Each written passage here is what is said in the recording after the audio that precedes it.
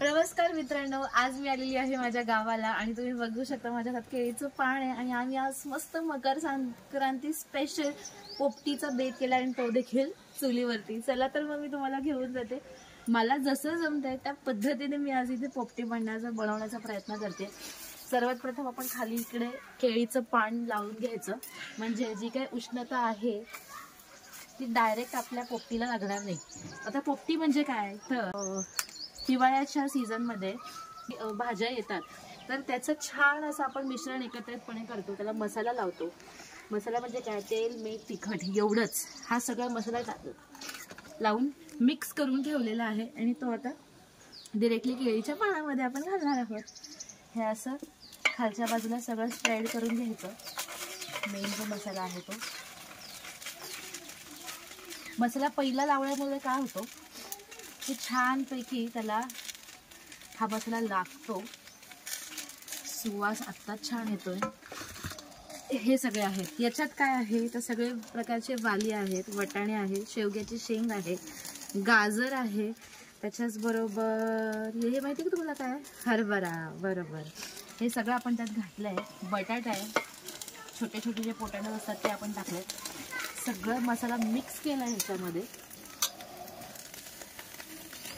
आणि आता बारीक, जसं आपण बारीक गॅस ठेवतो तशी बारीक चूल करायची आणि हे मस्त शिजायला सोडून द्यायचं.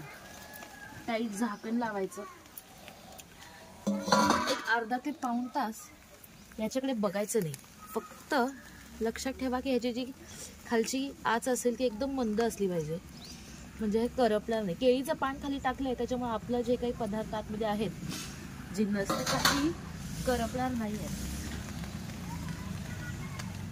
अरे वा, आत्ताच इतकं छान सुगंध दरवळत आहे आणि माझे हात बघा मस्त मसाल्याने असं नाही. आहा, वा वा वा. आता ह्याच्यावरती मस्त मी झाकण देणार आहे आणि पाऊण तास ह्याच्याकडे काही बघणार नाही आणि नंतर मग मी तुम्हाला दाखवणार आहे की काय ह्याच्यात होणार आहे. मित्रांनो बघूयात, आता आपली झाली आहे का पोपटी तयार. या वा, काय खमंग वास सुटलाय तुम्ही बघू शकता. आणि हे छान असं शिजलेलं सुद्धा आहे सगळं. वा वा वा.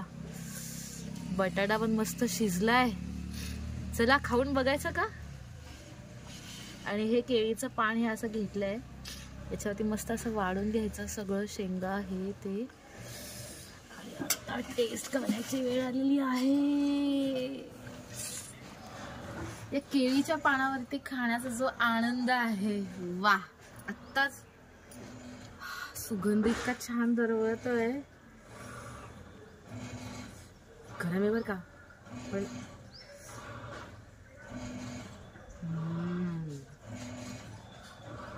चुलीवरची जी टेस्ट आहे ना, बाय गॉड, कुठेच मिळणार नाही. ही आहे पोपटी. मकर संक्रांतीच्या हार्दिक शुभेच्छा.